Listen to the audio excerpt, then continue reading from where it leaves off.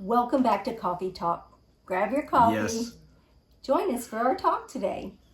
So today we're going to be talking about 5 things that you need to know about retirement accounts. Yes. Now, when you're funding your retirement, these are things that you need to know. The first thing you need to know is after the age of 50, you can contribute as much as $30,500 to your retirement account per year. Now, I don't know how many people can do that. No, we couldn't do that, but it sounds good. Unless you come into some money somehow. Yeah, true. But you can, and that's a great way to catch up. If you're behind in saving for your retirement, it's good to know that you can contribute as much as $30,500. That's a lot. Yeah. That's each year. Yes, each year you can contribute that much, Yes. and it can really help people who are behind. Now we at the last few years of our retirement tried to contribute as much as we could. Now we can never contribute that much. But we had paid off our house, so we was able to put part of that money, maybe half of it or 3/4 of the money that we would have applied for the house payment. We put that into our either 401k or into something. Yes, so we made sure that we put as much in as we could, and that meant pinching pennies here and there. But it's important if you want a well-funded retirement. It's important that you know these things. So that's a good thing to know. Yeah. Yep. Another thing you need to know is low and moderate income workers can lower your federal tax amount that you owe by $1,000 or $2,000 if you're married and filing jointly using the Federal Savers Credit. Now, if you have a good tax person, they will always take advantage of all of these tax things that can save you tax dollars. So that's something good to know.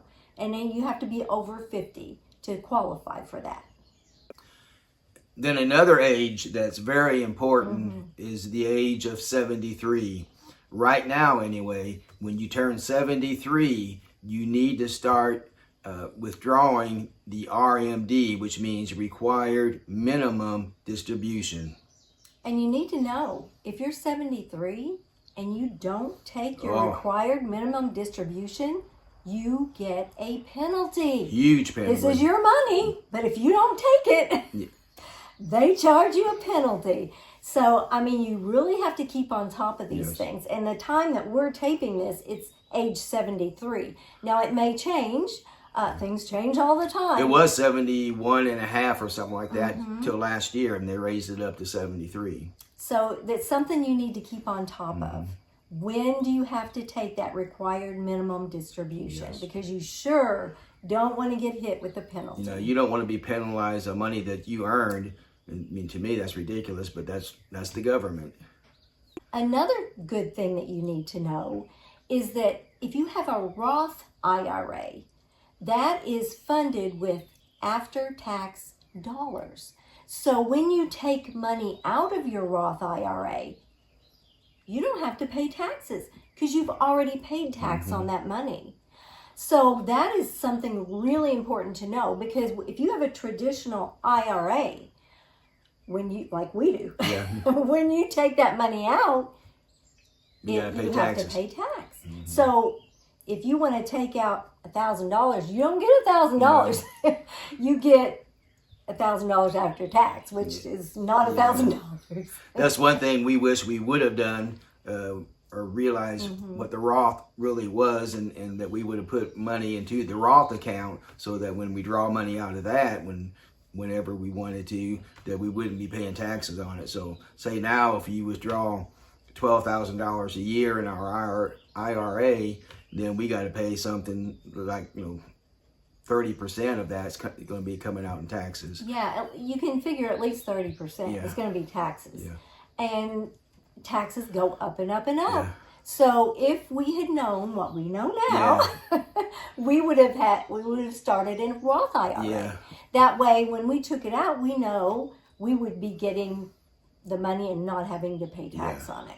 So if you're out there and you're planning your retirement, you're debating which one to put money into, either a Roth or IRA, go ahead and maybe put some into both, because it doesn't hurt to do both, but just know that you're going to be paying taxes on your IRA.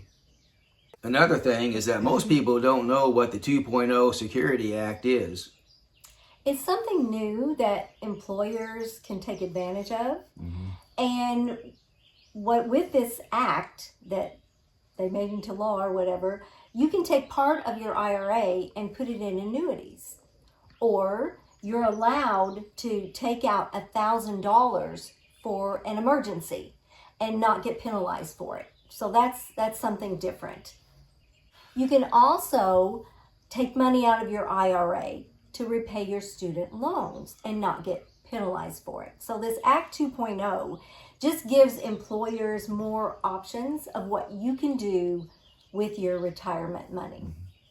So that's 5 things that you need to know as you are planning for your retirement, different things to know about retirement accounts. This is kind of stuff you got to keep on top of. Maybe you could go to your HR department and say, what are my options? Because many people, they just put money in there. They don't know what their options are. So it's good to keep on top of this. That way, when you get to retirement age, you'll be well prepared. Retirement is awesome, so it's better to start planning now so that when you get to that age, it can be awesome for you also. And the last thing that you want to do is to get to retirement age and go, I can't retire. I don't have enough money. That's the last thing you want to do. You want to be prepared so that when you get to that age, you can retire and not have to worry about, can I pay my bills? You will be well planned and well taken care of. So thank you for watching our coffee talk today. If you have something you would like for us to talk about, let us know in the comments.